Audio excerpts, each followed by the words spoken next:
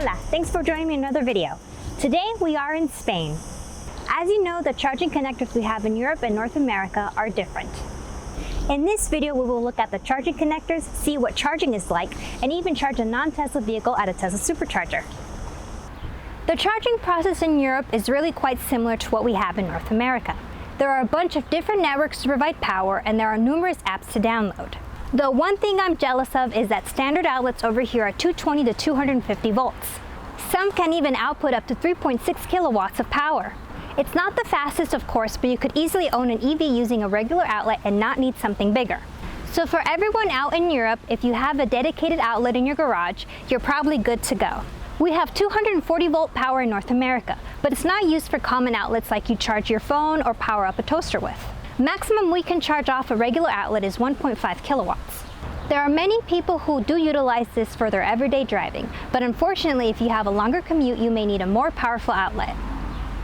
Let's do a quick review of the North American charging connectors. Here we're used to the J connector for our level 1 and 2 AC charging. It's a reliable and simple connector which supports single-phase AC at up to 19.2 kilowatts. The latch on the top is what keeps it attached to the vehicle. Newer cars with this connector lock it by holding the latch in place. This charging connector is standard on all EVs sold in the US with the exception of Tesla vehicles. This connector also made a brief appearance in European countries but was commonly called the Type 1 connector. If you're looking to fast charge the car, you'll be using the CCS1 connector. This utilizes the data and ground pins from the J connector, but adds the DC lugs at the bottom. When in the DC charging mode, the two AC pins are not needed and are often missing from the CCS connector. We also have CHAdeMO for certain Japanese cars like the Nissan Leaf. CHAdeMO is a DC-only standard. While it's very popular in Japan, it's not used as much in the US and will likely be phased out over the next few years. Lastly is the Tesla connector. It's capable of single-phase AC charging up to 19.2 kilowatts, as well as DC fast charging at up to 250 kilowatts. It's proprietary to Tesla cars and the upcoming Aptera. It uses the same J1772 signaling, so you can hook up an adapter to charge up other EVs. You can also get an adapter to hook up your Tesla car with the J1772, and Tesla recently released their CCS adapter in the US. In Europe, we have the Type 2 connector, and I have heard it being referred to as Menikes. It has both a male and female counterpart ends for hooking up to high-power AC EVSEs. It's not uncommon to see public charging without a cable. That's because you carry one with you. One side connects to the EVSE and the other to your car. There are a few advantages to connecting up your car this way.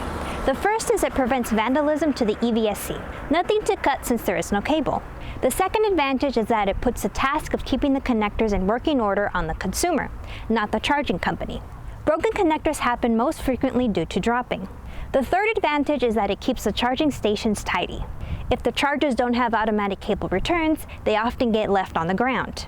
The downside, of course, is that you have to keep this cable in your car if you want to use level 2 EVSEs, as it's not guaranteed that a cable will be there for you. You may also notice that the European standard has more connector pins than the North American one. This is because Type 2 also supports 3-phase power, as it's much more common in European households. Typically in the United States, only single-phase 240 volt power is delivered to the home. Because of this, the connector can deliver a maximum of 43 kilowatts. This is double what the J1772 is rated for. If you don't have 3-phase power to your home, that's no problem, as the standard also supports single-phase charging. The connector is able to be locked by the car, something that wasn't implemented on the J connector until recently. The Type 2 connector can DC charge on its own, but only up to 70 kilowatts for the standard. Before you start typing, we'll talk about Tesla in a moment. It's also capable of DC and AC charging at the same time, using 2 pins for DC and 2 pins for single-phase AC. Really neat implementation. Tesla vehicles have used the Type 2 connection since their inception, and as of 2019, they provide the full CCS2 connectors on their cars. Previously, Tesla utilized a modified Type 2 connector to provide up to 150 kilowatts of fast charging for their cars. Older vehicles which only have the Type 2 connector can get a retrofit and adapter to support CCS. Tesla never brought their proprietary connector over to this side of the world. When going to a fast charge, you'll be using CCS2. Just to be clear, the CCS1 and CCS2 are not to imply a first and second generation, but rather what their AC counterpart is. Type 1 plus CCS is CCS1. Type 2 plus CCS is CCS2. Similar to North America, only the communication and ground connectors are needed from the AC portion of the connector. The DC power is carried over the two lugs at the bottom. Just a quick comment for CCS1 manufacturers. I really like this style of handle. It's so much easier to carry and maneuver. Chanimo over here is exactly the same. There are no special European adaptations to it. Its fate will likely be the same as in the US, with it slowly fading out. With these different connectors, it is possible using adapters to bring a North American car to Europe, or the other way around. However, I wouldn't recommend it as you may experience compatibility issues with fast charging networks. AC charging should work fine as adapters made are entirely passive. Unless you really love your specific car, it'd be best to sell it and then rebuy it after moving. In Europe, there are different charging networks to choose from. Of course, you'll still get the best cost per kilowatt hour at home, and all the same principles with home charging apply. Like in North America, the Telsa Supercharger network is very popular. In Europe, all stations have CCS on them, and some still have the modified Type 2 connector I talked about earlier. Tesla has also started to open its network to other vehicles in certain areas, so it's no longer a fully closed system. We're going to try charging up this Renault Zoe.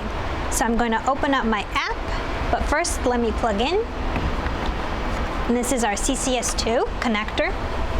I'm going to tap on Charger Non-Tesla, locate our superchargers, and we're on stall 1A. So I'm going to tap on that and then click on Start Charging. All right, and it says it's starting to charge. We're currently at 73%, so we're a little bit high, but right now we're charging at 36 kilowatts. Electrify America doesn't exist over here, but another company built from Volkswagen's lawsuit money was created called Ionity. Its network is very similar to Electrify America's, providing CCS rates at up to 350 kilowatts and offering more than just 1 or 2 stalls per location.